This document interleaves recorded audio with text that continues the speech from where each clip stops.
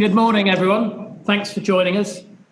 It's Wednesday, the 22nd of July, just gone 8 a.m. in Melbourne, where I am. And Vin's joining us from, you're back in Adelaide, I believe, Vin, having relocated from Southern California when we last spoke.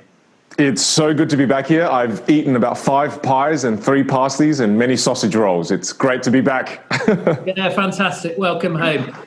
So communication has always been so important, never more important as we're in the new norm, and more of us than ever before are working remotely and indeed communicating remotely. So delighted to welcome Vin to talk about amplifying your message today.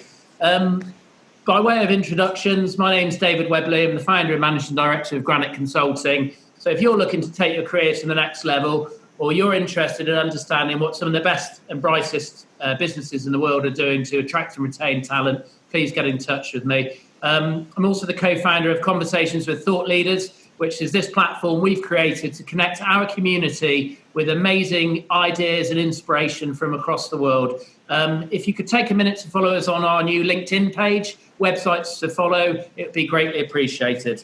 For those that don't know Vin, so Vin had 6 months to graduate on his degree in commerce and law, and he left university to start an online magic business. That in turn has become part of 52 cards, serving 800,000 students from across the world, and that took him to the US and also resulted in him being recognised as a young entrepreneur of the year in Australia. The light bulb moment, if there was one, and I'm sure there've been many over the years, was Robert Houdin's quote, who is the father of the modern style of conjuring. And he said, "A magician is an actor playing the part of the magician." So once Vin understood the meaning behind this quote, he started to focus his energies on studying the art of performance, not the art of presentation. And for the last 15 years, he's been mastering this art of performance-enhanced communication, helping thousands of professionals and businesses across the world to learn these skills. He's also the CEO of Luminary Productions, which is a video and content creation business for individuals and companies across the world. And he uses magic as a metaphor. So without further ado, welcome Vin, welcome home, as I said, and I'll hand over to you. Thanks, David. Great summary, and I love that you did your research on the father of magic. It's brilliant. So look, welcome everyone. Before I dive into it, you've heard a bit of my introduction from David there, in that I did quit university with 6 months to go, probably thinking, wonder what Vin's dad said. You know, he didn't fulfill the Asian prophecy of becoming a doctor, an accountant, or a lawyer. And I remember when I told my parents I wanted to quit, I remember him looking at me going, "What the hell? You want to be the Harry Potter?" One of the reasons why I hate Harry Potter so much in my life. But you see, I did quit that to pursue a career in the world of magic. And what's really interesting is that in the world of magic, magicians have this flawed belief.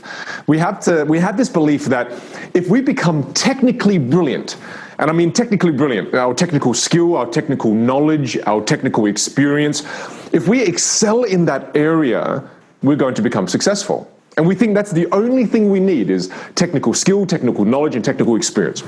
So then as a result of this false belief, magicians tend to pursue sleight of hand and spend thousands of hours on sleight of hand. I did this. And the more I did this, the more I thought I'd become successful. However, that didn't happen. So what I'm going to show you now, I want you to join me over here, is I want to share with you an experience of sleight of hand.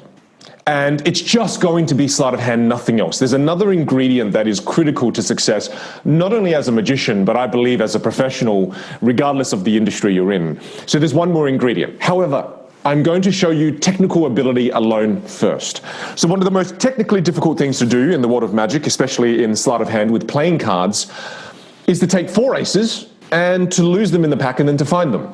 So I will show you, obviously, the cards are, they're all different. They're not all aces, otherwise this trick would be crap if it was. So 4 aces, I'll put them in 4 different places. So I want you to watch very carefully. The first one goes there, second one somewhere in the middle, next one a bit further down, all going into the pack, all different places. So do watch carefully, and you can appreciate that they're all in different places. So we're going to give them a quick shuffle, Nothing funny happening. I know people, this is not in real life, so you think I'm doing sleight of hand, but I'm genuinely not doing that yet. So from now, nothing but technical ability. Looks like this.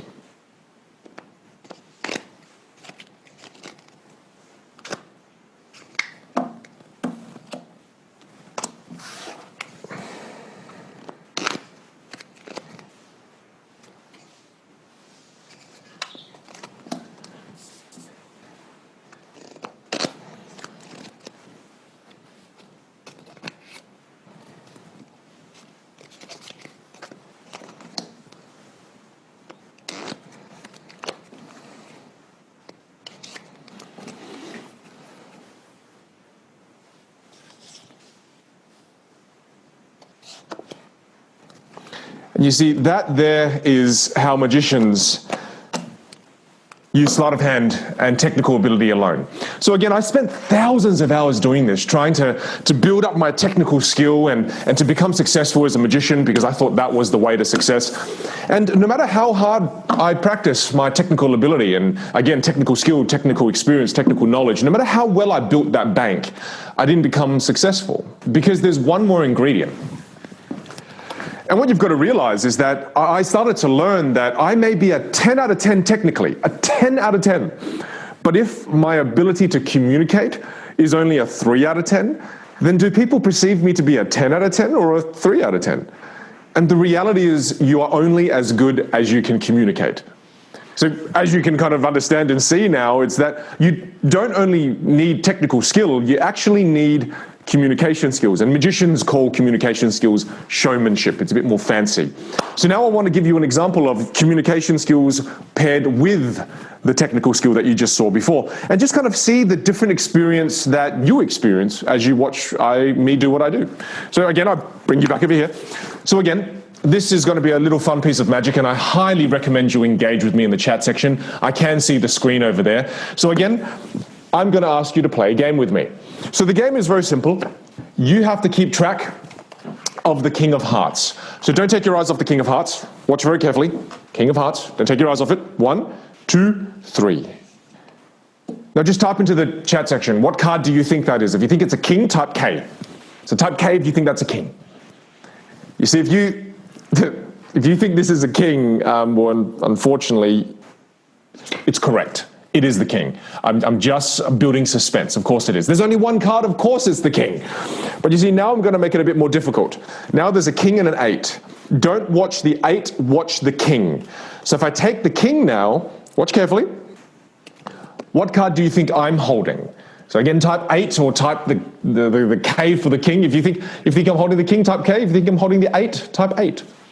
Now, if you think I'm holding the 8, well, you're wrong. It's actually the king, because the 8 is here. Now, with 2, it's 50-50, but with 3 cards, this is when it truly becomes almost impossible for people to keep track of.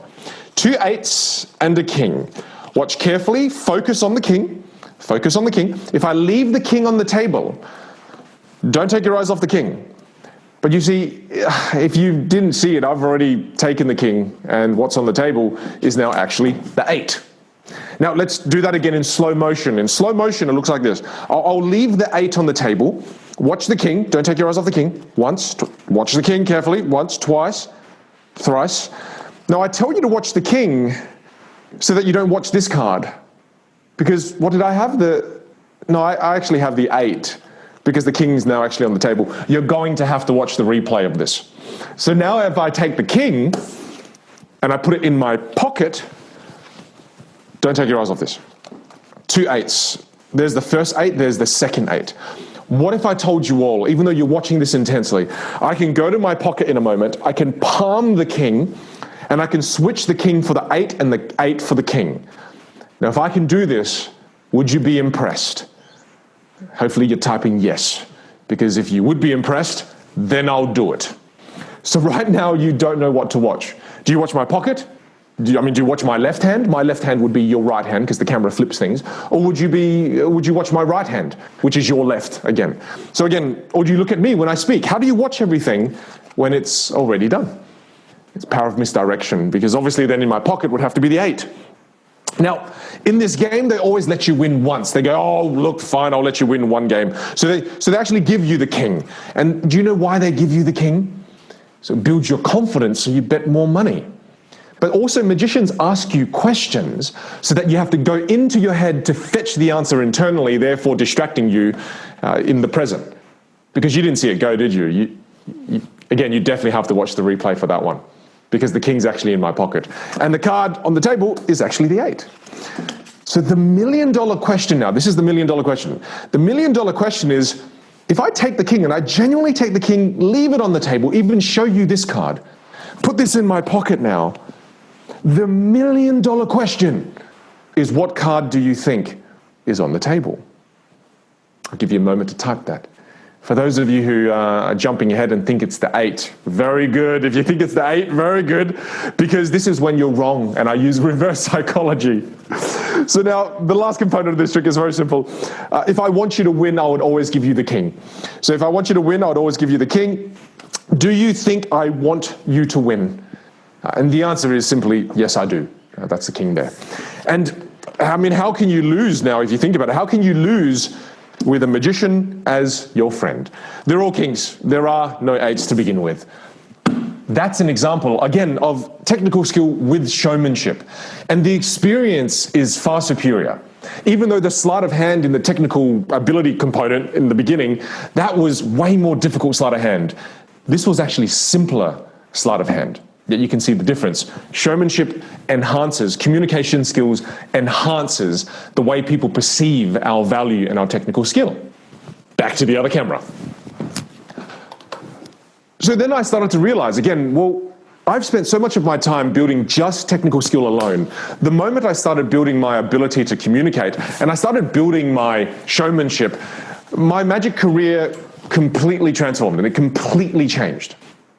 And when you're talking about communication skills, because I want to be able to add as much value as I can to all of you, when you're talking about communication skills, there's 2 areas we immediately think of. And the first area is our visual image.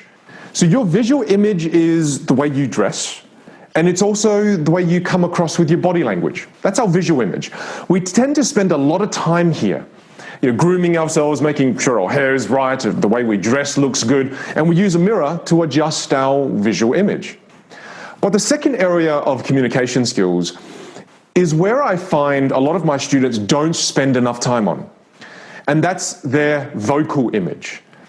Maybe this is the first time you've even heard those 2 words put together, vocal and image. But your vocal image is very important as well. And people form an image of who you are in their head the moment you speak. The moment you speak, they start to create assumptions about who you are as a person. Not just when they see you, but when they hear you, they also form an opinion. Because when they see you, if you dress well, they may create great assumptions about who you are. But the moment you speak, those assumptions can change for the better or for the worse. And when it comes to vocal image, there's an area that I want to share with you that I call vocal foundations. So let's dive into the vocal foundations so we can learn how to style ourselves in the way that we want to be able to come across. I often say this. When you learn this technique and when you learn the record and review technique I'm about to teach you, what you're creating essentially is a mirror for yourself vocally. And for some people, they have not looked into a vocal mirror for many, many years. So you could metaphorically have something stuck in your teeth and you don't know it. So let's kind of once and for all dive into the vocal foundations and learn how to style ourselves vocally to better amplify the best parts of who we are. And to do that, I want to invite you to join me over here. Vocal foundations. If you have a pad and paper, old school, please take these notes down. So let's get into the vocal foundations. Vocal foundations. Now, there are 5 core vocal foundations. The first one I'm going to introduce you to is, again, it's rate of speech. Rate of speech. Now, when it comes to rate of speech, I fundamentally believe in experiential learning. So imagine I kind of came on this broadcast with you all and did the following. Imagine I came on and I went, "Hi, it's great to be here. Thank you so much for you're probably freaking out and going to check out what's happening on the YouTube tab. So again, we understand that if I stick to a default very slow rate of speech is not engaging. But also, this is bad too. I mean, if I came on and I went, "Hi everyone, it's really good to see you. Can't wait to take you through the 5 core communication foundations. I used to be a magician and that's how I learned that you can't just get good technically, you also have to get good with the showmanship." And I maintain that for the next hour we spend together. Again, that default rate of speech is not engaging either. Now, what's really intriguing is that even if I stuck to a fairly engaging rate of speech like this and I maintain this throughout the next 45 minutes, after a while, this also rather becomes quite monotonous, doesn't it? What that reveals to us is that any default rate of speech is bad. And the critical thing to understand here is that as we communicate, we must vary our rate of speech. That's what makes our communication as a leader more engaging and more influential, is that you vary your rate of speech. And here's a great rule of thumb to keep in mind. When you're talking about something that is very important, slow down. Now, I'm saying nothing important here, but doesn't it seem critical? And then if what you're talking about is not that important, you can kind of use a faster rate of speech and move over it. And just having that simple rule of thumb there allows you to vary your rate of speech with meaning. So that's the first foundation, okay? The second foundation is volume.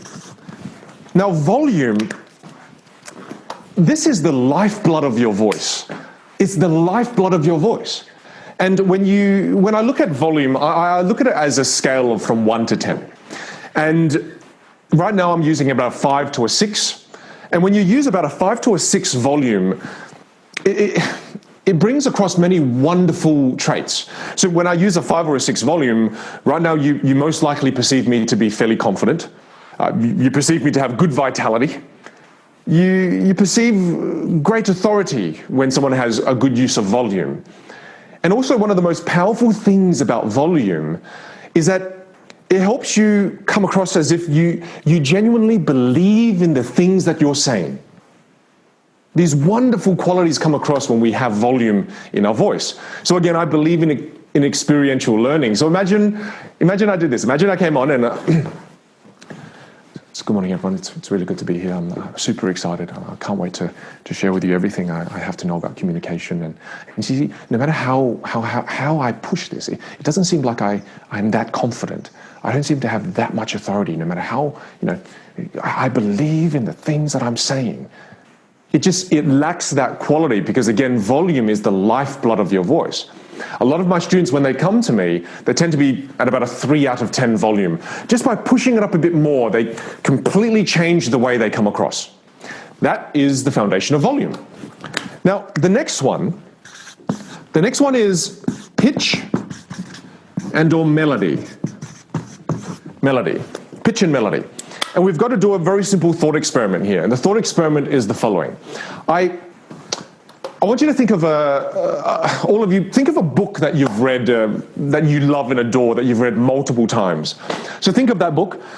And if I asked you now to recite for me, word for word, one page in that book without getting one word wrong, could you do it?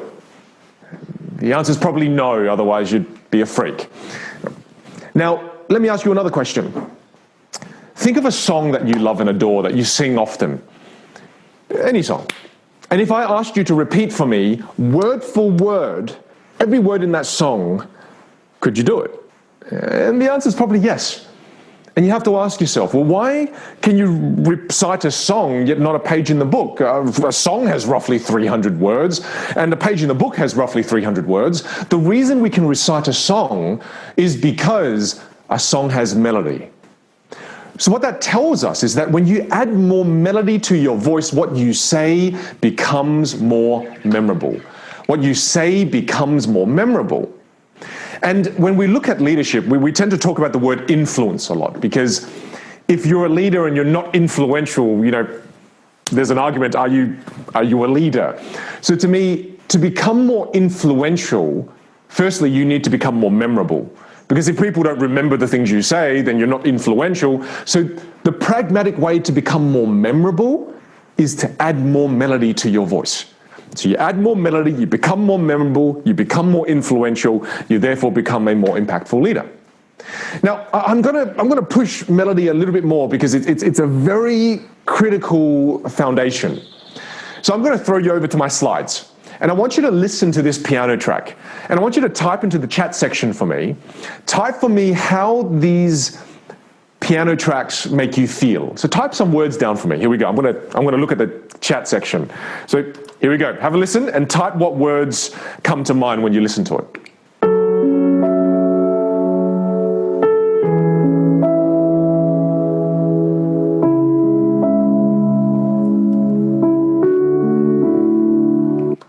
I love it. I see dream, sad, thoughtful, kind of melancholy, relaxed, romantic, calm. Lovely, lovely. I love that. Thank you. So let's try another song. I want you to listen to this next song, and thank you for engaging with me in the chat section. And let's listen to this song now and tell me how this makes you feel.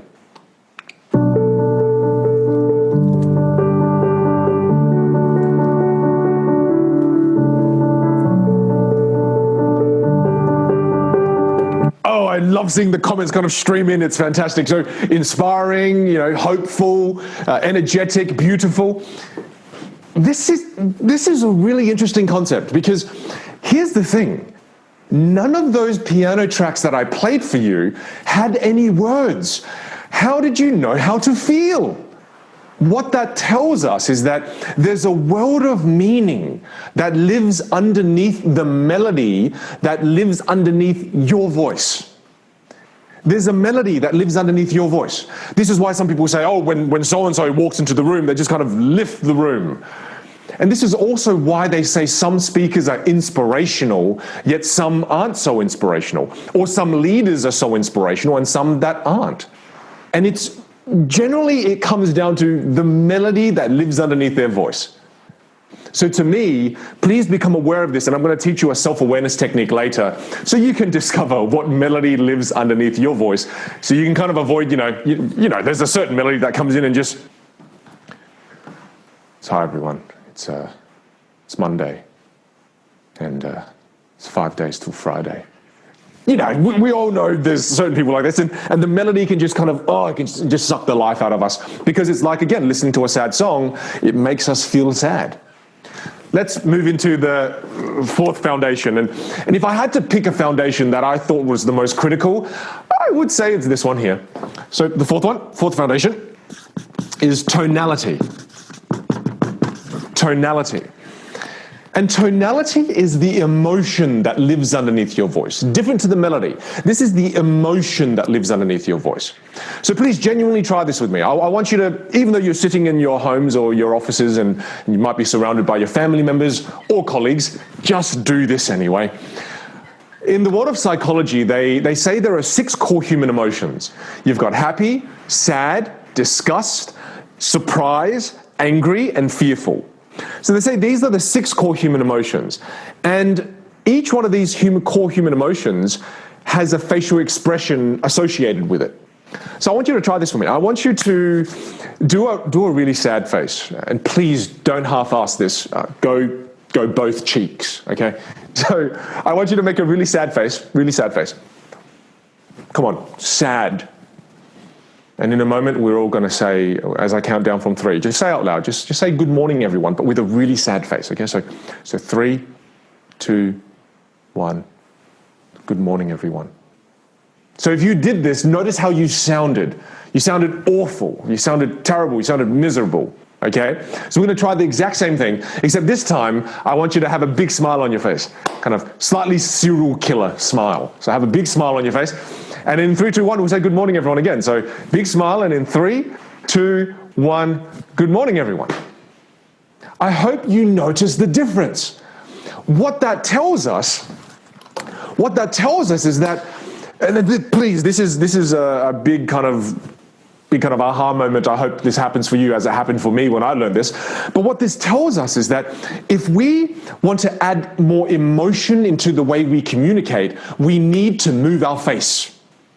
Most people don't realize this, but when they're working with sometimes clients, or sometimes when they get really nervous in front of a group of people, what tends to happen is that they communicate with a blank face. A blank face.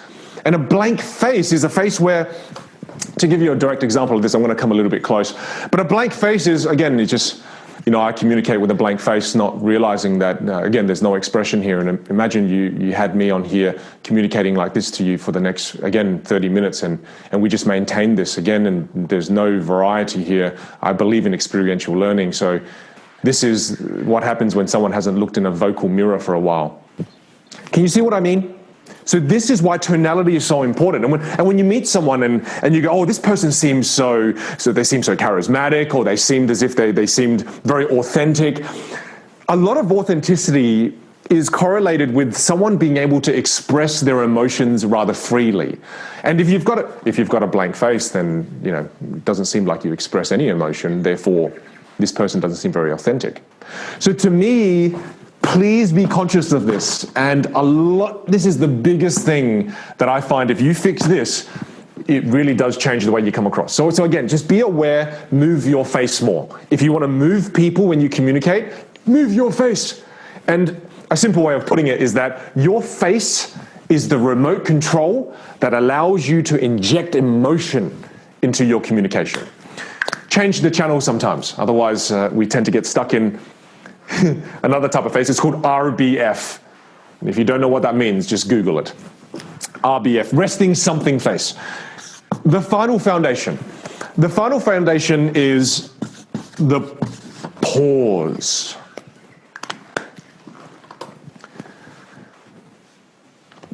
Isn't that lovely? Isn't it refreshing? The pause is something most people are afraid of. However, when you pause, you give people time to process what you've just said. When you pause, you give yourself time to listen in case people need further clarity. And one of the most powerful things that happens when you get very comfortable with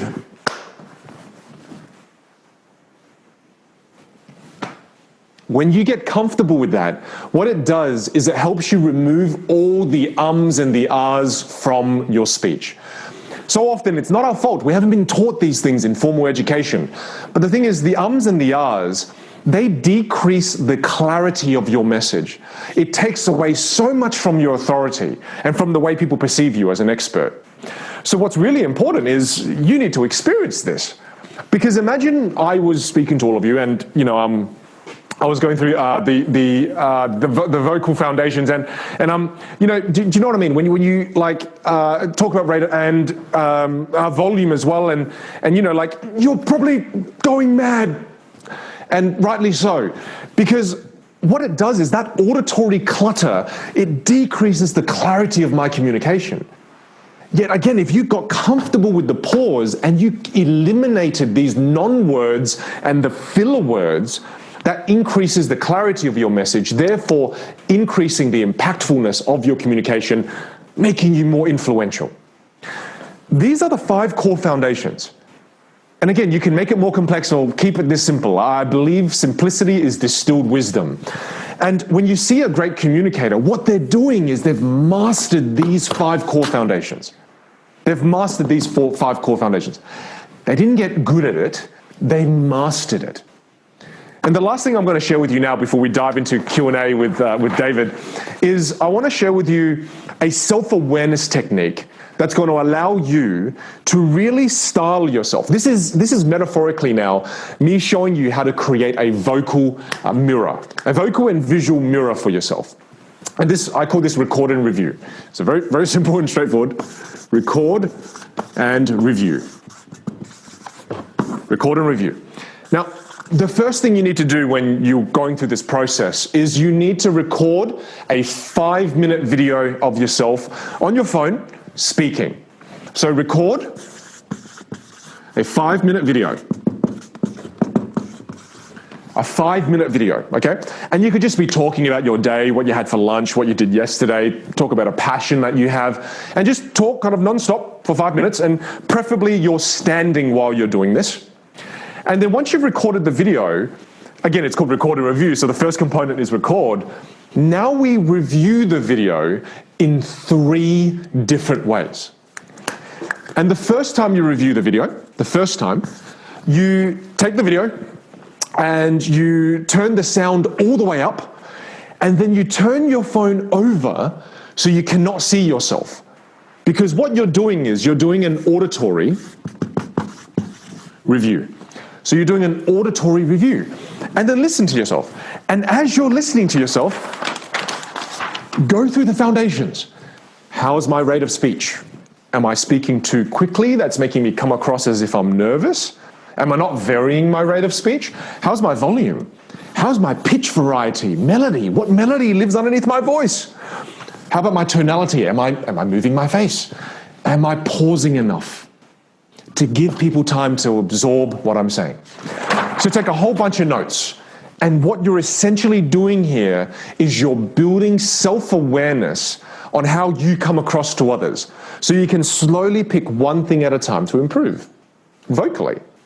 What are the bits of greens you have in your teeth, metaphorically speaking? This is what helps you pick them up to build self-awareness. Now, the second way you review it is you want to turn the audio off. So you watch it a second time, turn the audio off, and then just look at yourself.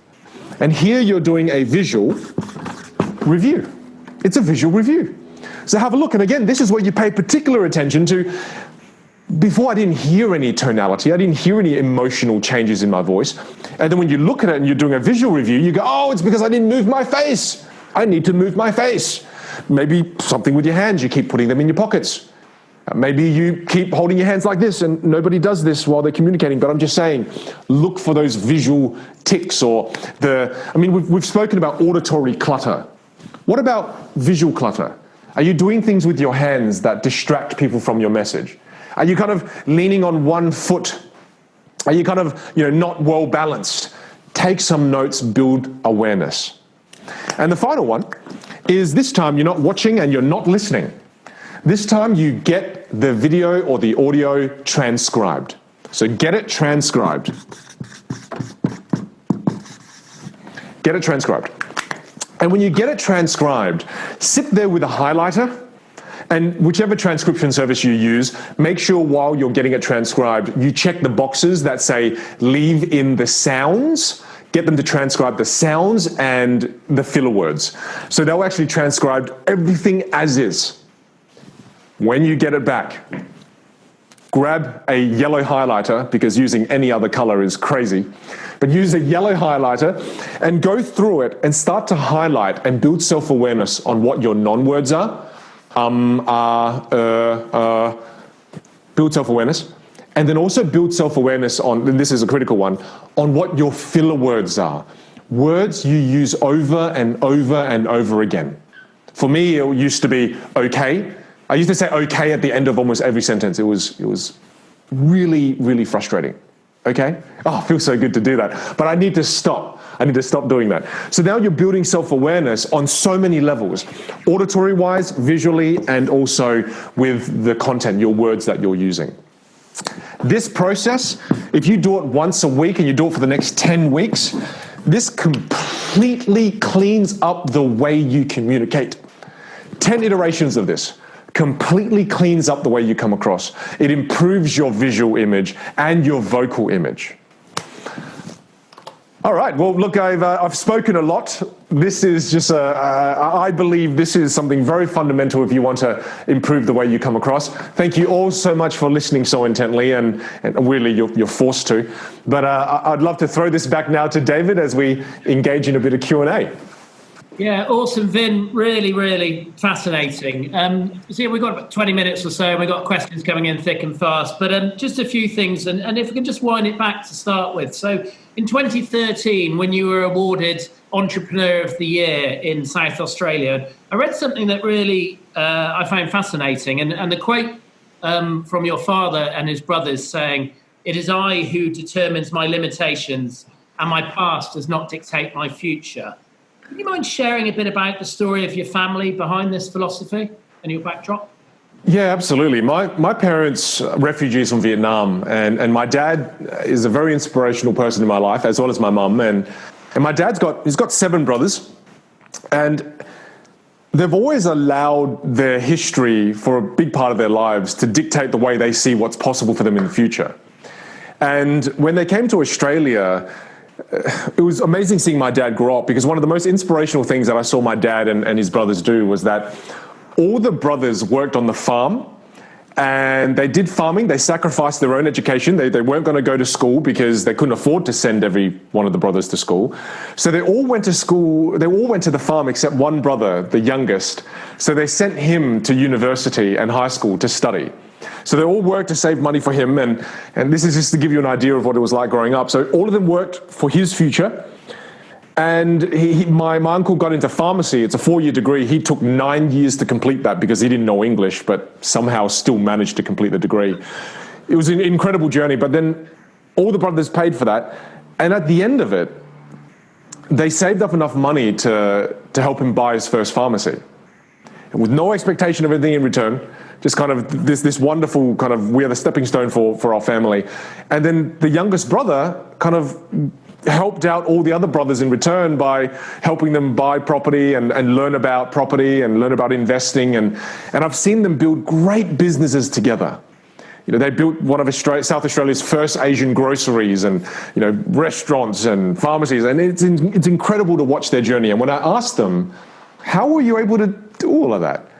And is that they innately, it's kind of funny that I'm into magic, but they innately believed that anything truly was possible for them, and that their past did not dictate their future. And that's kind of how I've decided to live. And this is what I think as well, David. I may get to the end of my life and you know, you meet the higher beings or whatever's up there, and they say, oh, you're wrong. Anything isn't possible. You've spread the wrong message. It's actually, I'm okay with that, because I'd rather live believing that anything is possible. Otherwise, what's the alternative, right? Yeah, fantastic. And I really enjoyed your recent post on LinkedIn where you're talking about, you know, redefining the garage in your life. Can you talk to us a bit about the garage in your life, which hopefully makes sense of that random comment? Yeah, absolutely. In 2012, I was about $500,000 in debt. I failed online business, spent way too much money on Google AdWords, and I had to move out of my own property and live in my mum and dad's garage because I was in so much debt. And my wife now, but my girlfriend at the time, we moved and lived in my parents' garage for almost 3 years. So the garage for me for a long time represented a place of failure, dismal failure, very kind of depressing environment. And as I came back to South Australia, I lived in the US for the last 3.5 years. Where you see me right now, you may not be able to tell, but I'm in the garage. So sitting in my own garage now, when I just got back, I had a bit of a panic attack because America represented a fairly successful part of my life. And coming back here, I'm like, oh no, I'm back in the garage. So to me, the post I wrote on LinkedIn was about how I had to reframe what the garage meant to me now. It means to me now. And the garage to me now means a place of exploration. I mean, I've set up an entire virtual studio that you've just experienced. So it's a place of exploration. It's a place of innovation. And it's a place where I get to build a business around my life, as opposed to I've always built my life around my business. You know, I finished this with you all. I'm 8 steps away from a wonderful breakfast with my family and my baby boy and my wife. I used to have to fly as a keynote speaker. I flew about 180 days a year. So now I haven't been home as much as this for the last 3 years of my life. So to me, the garage now represents a wonderful place that allows me to live the life I want. So it's a great reframe. Yeah, fantastic. And I think, you know, it's gold really, talking about the relationship between business, the work we do, our lives, and there's a chance to really reimagine all of that. And, you know, as you said, you have been very successful in the US for the last several years. And with the pandemic and, you know, one of your businesses being Keynote Speaking, clearly there's been a fundamental impact to that business. So can you talk to us about what you've done to adapt to the new world? And is that part of the reason why you've come back to Australia? Look, Well, first of all, coming back to Australia for me represents making a decision based on happiness, not wealth creation. I think one of the biggest problems with me coming from a refugee family, and I can't speak for my entire Asian culture, but I can say that the majority of people in the Asian culture do fall victim to this, is we put wealth creation as number one. And I've done that for far too long in my life. So moving back to Australia was me putting happiness as number one. This was a happiness decision, not a business decision. And again, when you're talking about the keynote speaking business, my business was 100% event-based. So I spoke as a keynote speaker at events, and I ran my own events. I ran my own workshops live in person, purely all event-based. So by mid-March, my business didn't just slow down, it ceased to exist. So by mid-March, I had an entire diary full in the US. I had plans to be in the US for another 3 years, was wiped clean. So to me, you know, in the beginning, I was like, oh, I'll be fine. I was trying to be all zen about it. But about by day 3, I was I had a moment where I cried to my wife in panic. I was thinking, oh, shit, what am I going to do? So then to me, all my entrepreneurial traits kicked in. And thank goodness it kicked in, because if it didn't, I wouldn't know what to do. But again, that entrepreneurial mindset kicked in. Just again, the wonderful thing about magic is magic, sorry to jump here, but it makes sense. The reason why magic has been amazing for me is that magic, when you define it, magic is just a problem you can't solve. So if I did something, right, if I moved you over here, I like examples, but if I moved you over here and I showed you a trick, and let's say I showed you a simple trick like this, 1, 2, 3, and to you, when you look at this little card trick, what is it? I mean, a trick is really just a problem you can't solve. You can't solve that problem from where you're looking at it. But if I showed you a different perspective of it, you probably could solve it. You probably could solve it now, looking at it from a different perspective. So what magic teaches you is that no matter how impossible something looks, there's always a solution. And the way you find that solution is by looking at it from a different perspective. So when I experienced this problem of, oh, my keynote speaking career is gone, I just felt, look, it's only a problem because I'm looking at it from one point of view. So I started looking at the problem from many different vantage points. And that's when I again, looked at it from the vantage point of videographers, looked at it from the vantage point of online educators. And I realized that, no, this is not the end, but rather this is an opportunity for an age-old industry to finally innovate and finally step up and raise the bar and do something better and different online. So then I called videographers, I called online educators, I got their perspectives, and I built and learnt how to run and operate my own virtual studio. And I guess it's, you know, for yourself as a magician moving into the other businesses that you've built and the other things you do, I guess it's recognizing, you know, magic as a passion. So you may be passionate about leading people or managing change or delivering, you know, key programs of work or building the best technology in the world. And I guess it's that passion and that intrinsic love for something through, because clearly, you know, magic in the medium is more mainstream than maybe, you know, software development in terms of the world knowing about it en masse. So I guess it's making sure you get the passion that you have in your subject through to the community and the audience you're working with. And you're absolutely right. And again, when you're talking about passion, think about how people perceive someone who's passionate. Again, when we say somebody is passionate, what we're talking about and complimenting there is the way they use their voice to talk about the thing they do. Yep. And this is something very insightful that I learned from my singing teacher. And again, I'm not a singer. I learned voice techniques to really learn how to become a more effective communicator. But my singing teacher always said, your voice is your personality. And when I heard that, I was like, what? And it didn't really make sense. But now it truly, I think it's one of the most wise things ever. Because it really is. I mean, when someone's complimenting your personality, they're actually complimenting the way you're using your voice. So again, in the world of business, we tend to say, oh, people buy from people they like. And people like people based on their personalities. So to me, it's so linked, and passion as well. You perceive, and again, if you perceive me to be passionate, it's because of the way I'm using my voice. And I can't, it's just, It's just the way you play music with your voice. And if you play it passionately, people perceive it that way. Otherwise, if I talked about magic like this, probably don't seem too passionate about it, do I?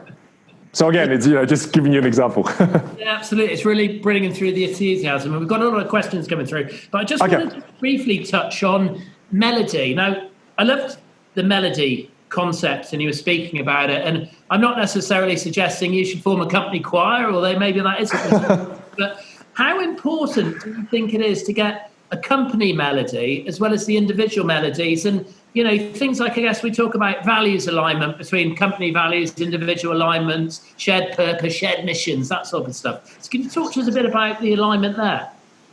Oh, absolutely. Look, I think one of the beautiful things about using music as a metaphor is that you've got to make sure that your melody with the company melody, that it harmonizes.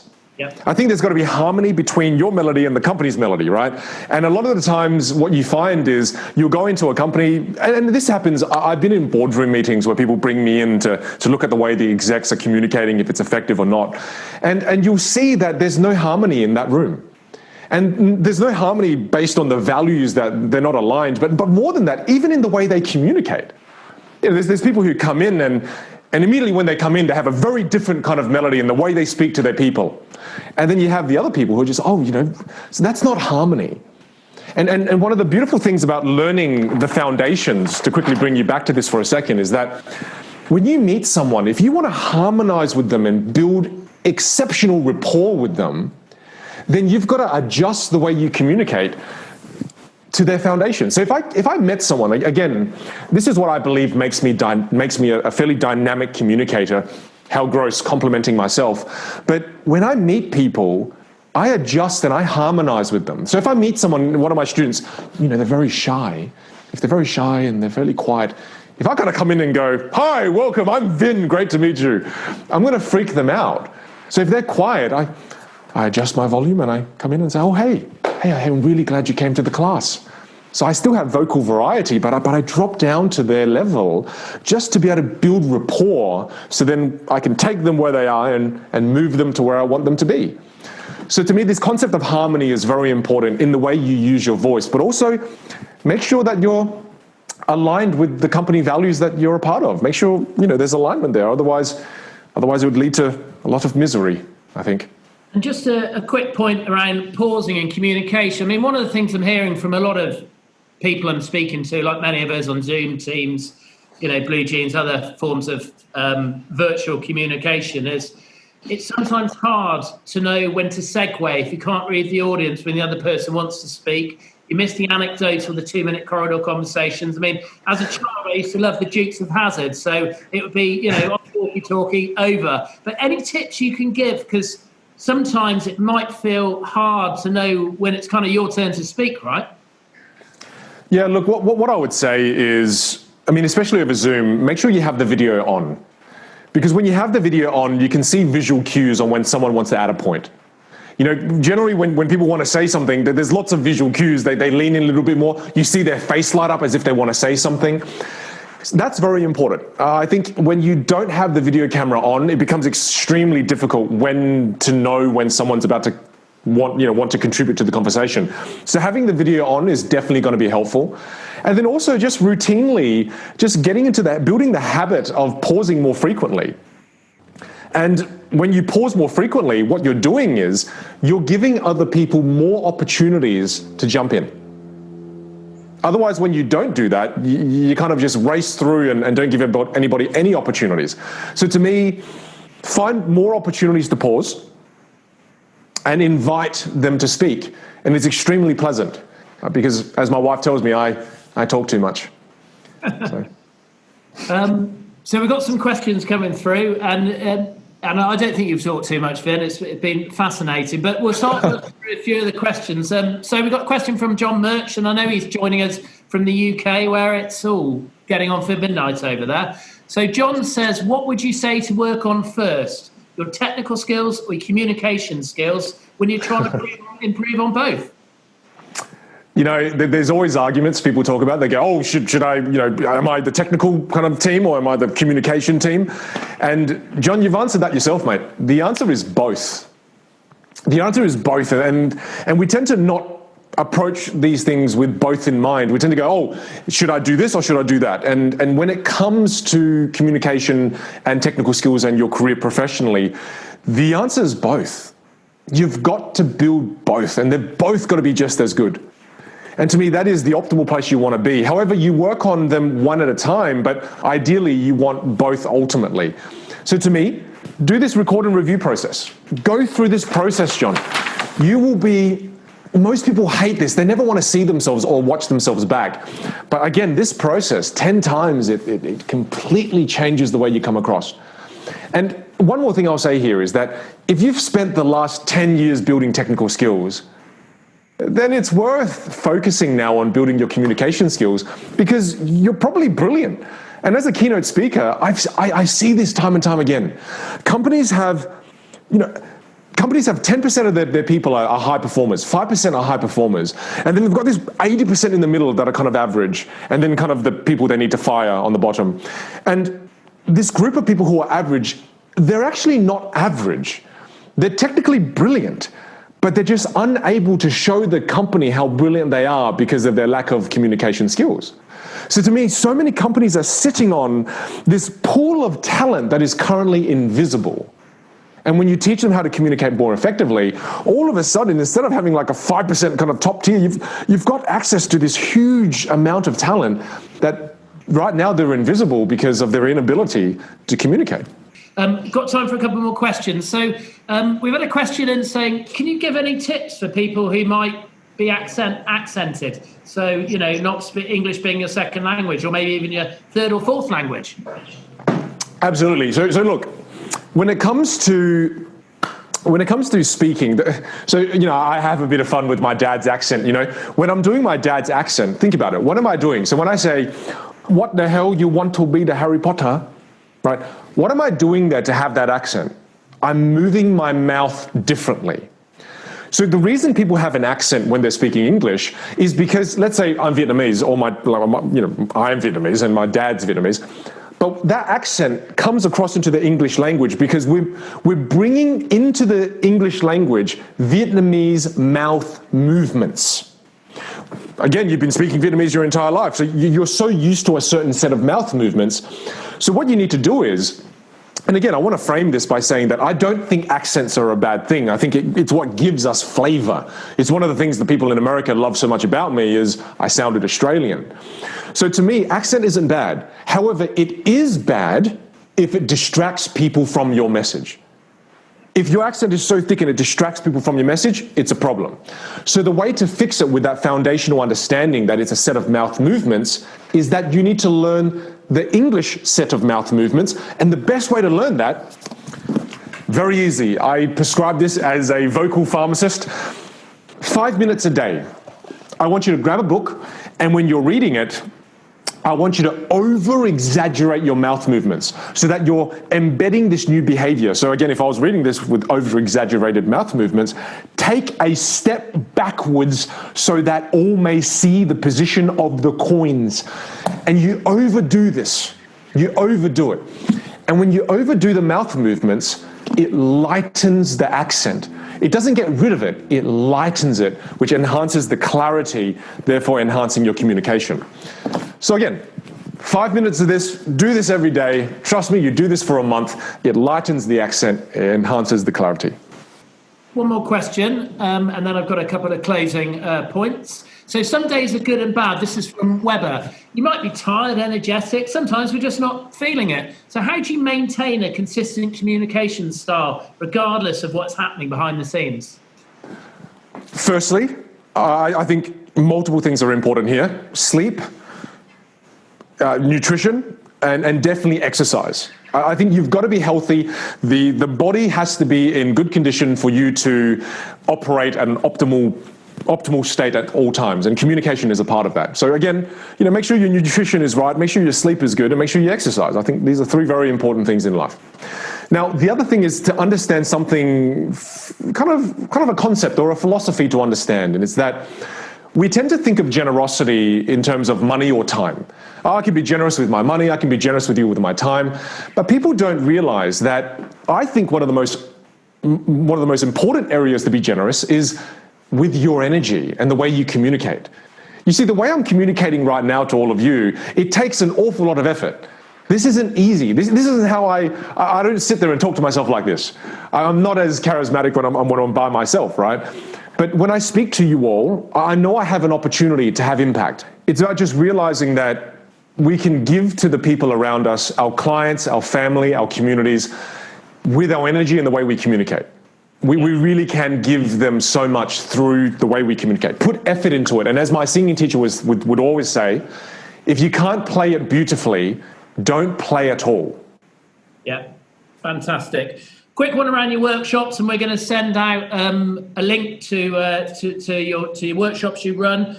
But what can people expect from them? Anything further? And who would benefit? What type of individuals? What type of businesses? Look, I've been in quarantine for the last 3 weeks. I had to do 2 weeks in a hotel, and I'm doing 2 weeks at home. I'm slowly losing my mind. But I've had time to really kind of crystallize my vision and my purpose. And my purpose, David, is I want to help people who are invisible become visible. Yep. And also it stems from a personal side of mine. I used to be invisible growing up as a nerdy little Asian kid. Love interests would never notice me, never get picked for the sports teams, job opportunities would never notice me, and promotions, you name it. I was extremely invisible. And now I'm just slightly outrageous, but it's probably from the desire of being invisible for so long. See me, damn it, So to me, if you have excelled in the realm of technical skill, but you feel like people don't see you for what you have inside, then I believe I have the skills to be able to teach you, to help you shine. And if you joined me for a workshop, for example, we go through storytelling and why storytelling is so important. We go through body language and move through all of the foundation of body language. We dive deeper into vocal mastery. So to me, we take you through all the foundations that I believe should have been taught in formal education. I mean, think about it. If I gave you a saxophone and I said, play me a beautiful song, you probably can't. No, I can't. However, we've been given in our lives one of the most complex instruments in this world, and it came with no manual, no teacher, no coach.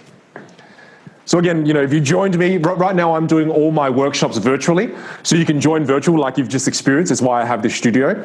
And I'm currently doing them generally from Monday to Friday, 2 hours a day. And it's very interactive. Just because it's virtual doesn't mean it's one way. I use the breakout room feature, and I will get you out of your comfort zone if you join me. Yeah, fantastic. So thank you everyone for zooming in this morning. Vin, thank you so much. Welcome back to Australia, as I said. Ladies and gentlemen, Vinh Giang.